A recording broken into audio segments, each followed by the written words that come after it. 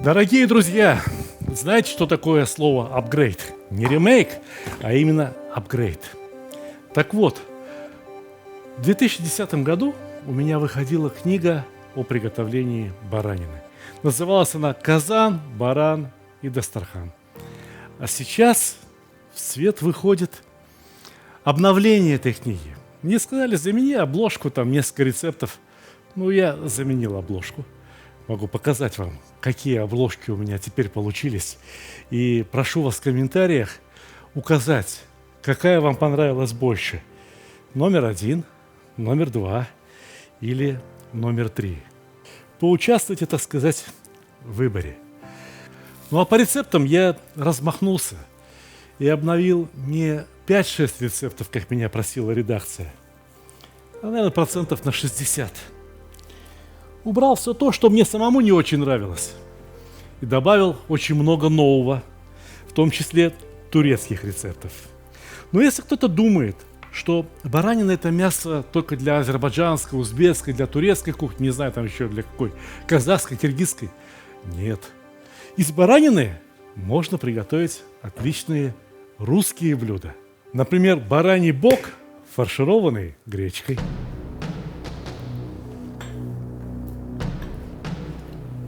В новой версии книги будет много информации о том, как правильно разделывать баранью тушу по частям, о том, какие части и на что лучше годятся. Например, шею я уберу для супов. Можно приготовить шурпу, можно приготовить азербайджанский бозбаш, можно приготовить и вовсе русские щи из бараньей шеи. Пробовали когда-нибудь?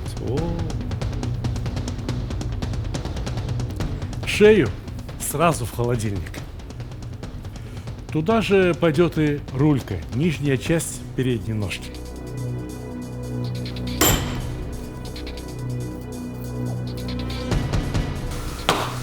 Бараньи ребрышки проходят от хребта и до самой грудинки. Вот грудинку следует тоже отделить. Из нее тоже получатся замечательные супы, замечательные бульоны. Посмотрите, как это делается. Очень просто. Вот здесь, где заканчиваются ребрышки и начинается грудинка, довольно мягкие у молодых барашков хрящи. Их можно прорезать обычным ножом.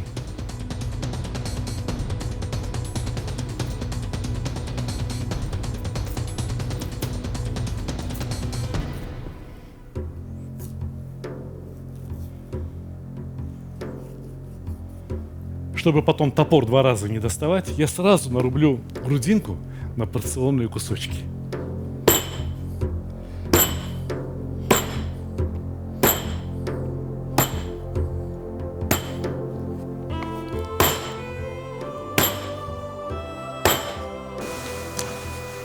Вот это то, что нам пригодится для сегодняшнего блюда.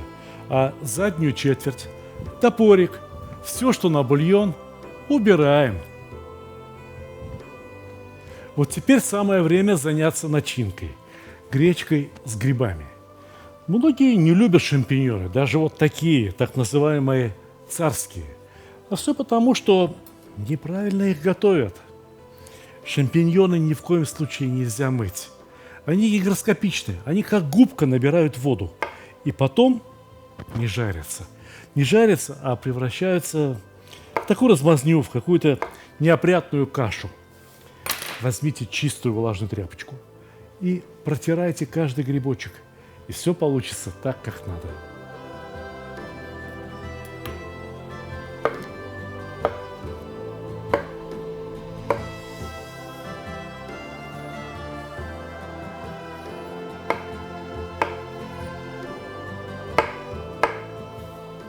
Ну вот и все. Грибы готовы, чеснок подготовлен, болгарский перец, морковка, лук и даже масло. Все наготове. Начинаем готовить вкусную гречневую кашу. Примерно 100 грамм масла на 400-500 грамм сухой гречки. Насыпаем лук.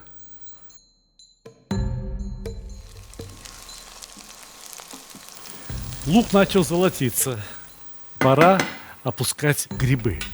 Лук еще дожарится вместе с грибами, вместе с морковкой, вместе с чесноком.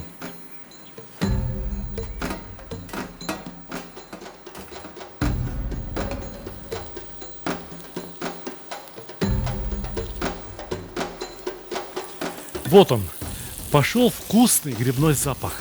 Значит, самое время посолить именно грибы. Если мы хотим выделить вкус какого-то продукта, то именно этот продукт и следует солить.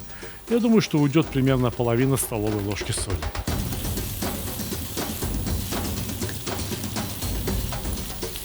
Чеснок. Можно воткнуть его в будущий плов? Да-да, я не оговорился. Мы фактически готовим некое подобие плова из гречки.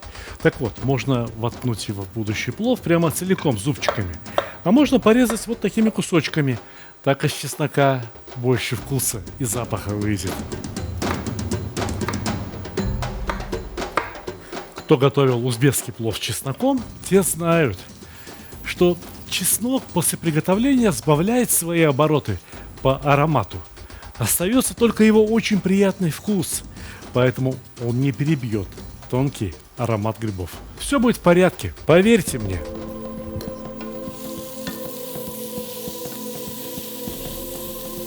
Самое время опускать морковь. Моркови необходимо время для того, чтобы она стала чуть помягче. Но сегодня не тот случай. Сегодня моркови достаточно просто окунуться в масло. И, наконец, самый главный продукт сегодняшней начинки – прима-балерина сегодняшнего блюда – гречка. Очень важно сделать правильный выбор.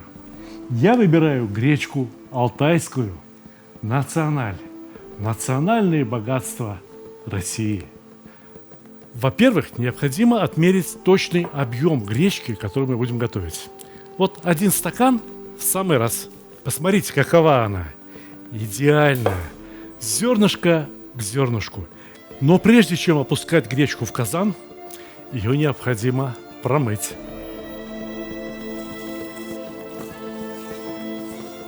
Ну и вот, гречка чистенькая. Перемешаем гречку с грибами, морковкой, луком, чесноком. Гречке тоже необходимо слегка обжариться.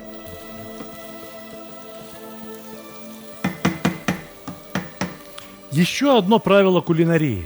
Прежде чем заливать воду, либо добавлять следующий продукт, дождитесь запаха от того продукта, который вы опустили только что. Вот гречка начала очень вкусно пахнуть, значит, самое время опускать болгарский перец. Разноцветный, красивый, ароматный и вкусный.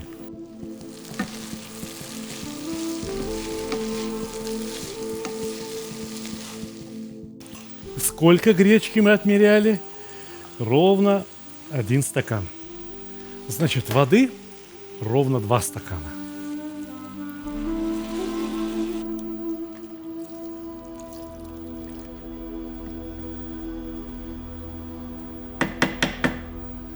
Пусть покипит, пусть часть воды выпарится, а часть впитается в гречку.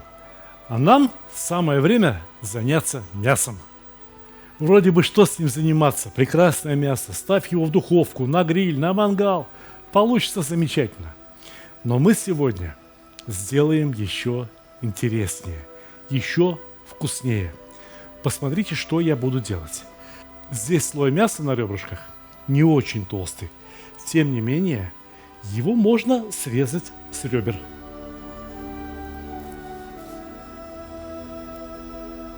Чтобы случайно не прорезать тонкий слой мяса, острие ножа я упираю в ребра. И слой мяса отделяется довольно легко.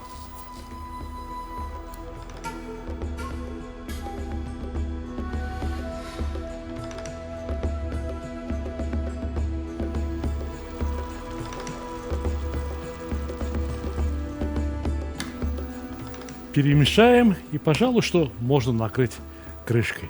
Все идет как нельзя лучше. Очень красиво, очень аппетитно. Глаза радуются, душа радуется, сердце радуется. Ну хорошо, вот мясо, вот ребра, вот отличный карман, куда поместится с килограмм начинки. Но как это потом все закрыть? Ведь начинка из этого кармана будет высыпаться. Смотрите, смотрите внимательно. Вот ребра, Между ребрами немного, совсем немного ткани, которую мы обрезаем.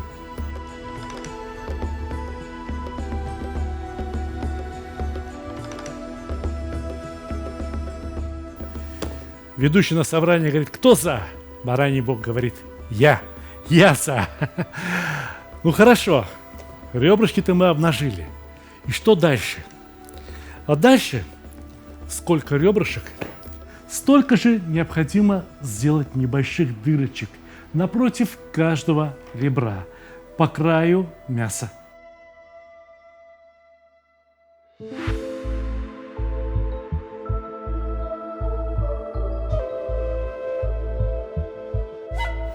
Ну чем же еще заняться, пока гречка готовится? Разве что поработать с наружной части мяса. Вот здесь есть небольшой такой умеренный слой жира. Мы на нем сделаем надсечку.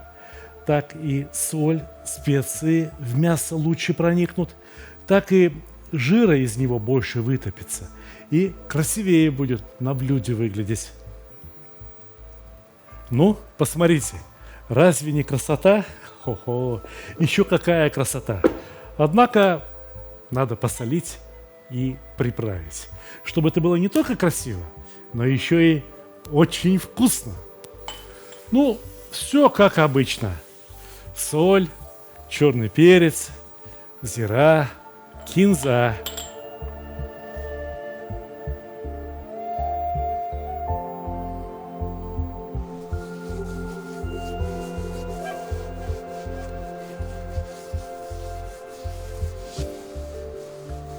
Ну а как же каша?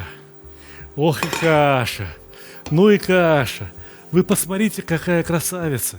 Я бы эту кашу так съел! Да чем-то бараний бок надо фаршировать. Выложим кашу на гастроемкость, чтобы она скорее остыла, и чтобы с ней стало удобно работать.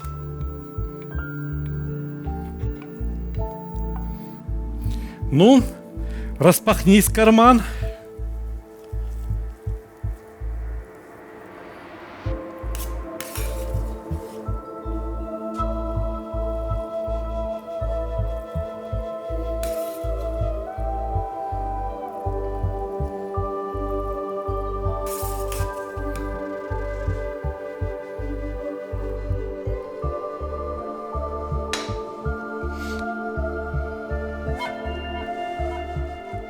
Ну и начинаем застегивать на ребрышки.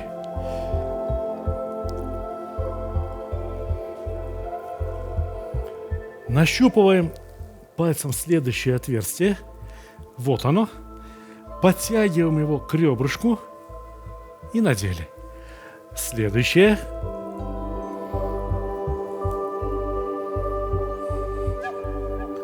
Это только кажется, что трудно. Сделаешь раз, повторишь во второй раз, а в третий раз будешь готовить такой бок, как мастер.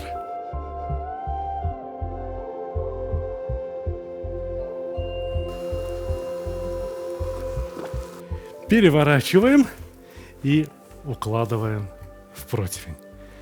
Посмотрите, какая красота. Ну и что вы думаете?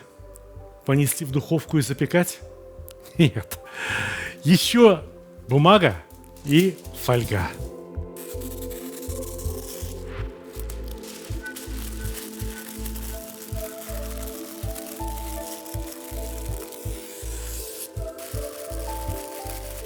Постоянные зрители нашего канала уже встречались с рецептами, где я использовал бумагу и фольгу. Она работает отлично и в печи, и на мангале, и на гриле. Вот и здесь сегодня, в обычной духовке, этот способ тоже отлично сработает.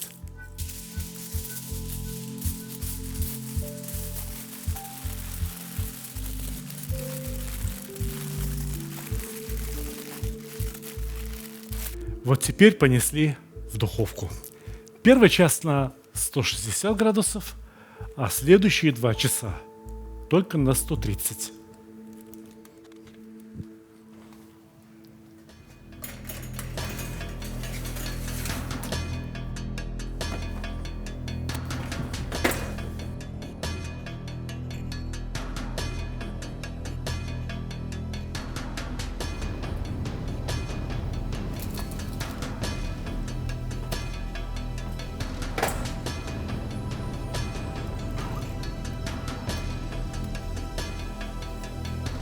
Ну, а как здесь мясо? Как здесь мясо в духовке? Давайте посмотрим, каким оно стало. Осторожно. Струи пара очень горячие, могут обжечь руки. Очень хорошо. Замечательно. Только не хватает лакировки. И чем же нам отлакировать это мясо? Во-первых, вытекшим из барашка соком. Да вы посмотрите, какого он цвета. Этим цветом любоваться можно. Этим цветом художники должны картины писать. Ну а во-вторых, соусом барбекю. Соусом барбекю Махеев для холодных и горячих блюд. Новинка. Попробуйте, и нам будет о чем поговорить.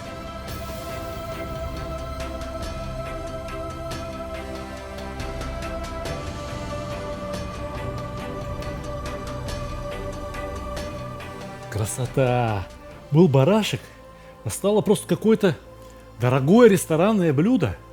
Прямо какая-то утка по-пекински. Ну вот и все. Понеси в духовку. Градусов на 160, на 180. И подождем, пока барашек аппетитно не зарумянится.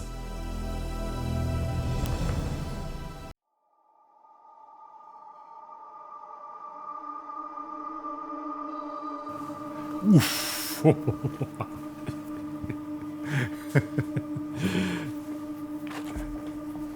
Сейчас я вам покажу.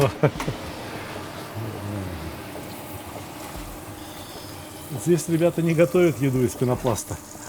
Здесь готовят только настоящую еду. Настоящую. Подлинную. Шедевры.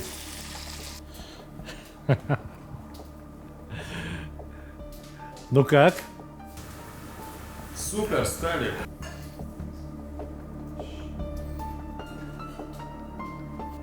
Погодите, но это же еще не все.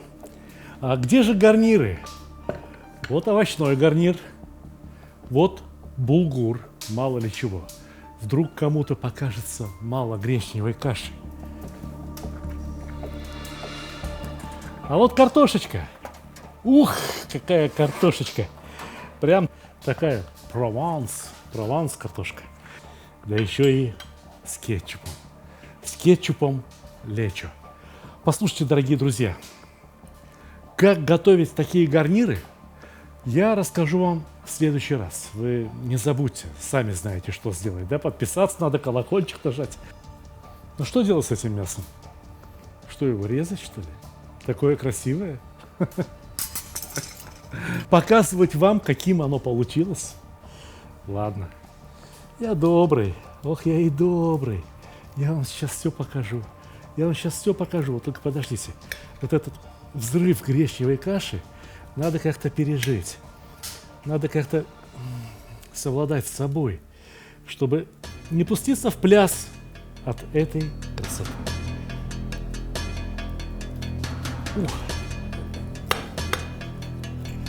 Ух! Каким же получилось само мясо. А вот каким. Вот каким. Леша, иди сюда, идем вместе покажем, каким получилось мясо. Вот отсюда снимай, чтобы всем было видно. Давайте полюбуемся, как оно буквально отпадает от косточек. Вот смотрите, вот так вот берешь, и все, и оно отпало. Вот оно. Это замечательное мясо. Мне что, попробовать, что ли? Так не поверите? Что это хорошо? Ну ладно, я попробую. Только посмотрите, полюбуйтесь-ка, с него сок бежит. Видали? Видали?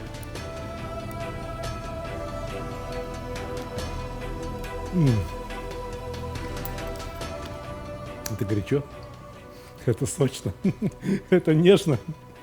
Ну а как каша? О, вот за такую гречневую кашу родину-то обычно и продают.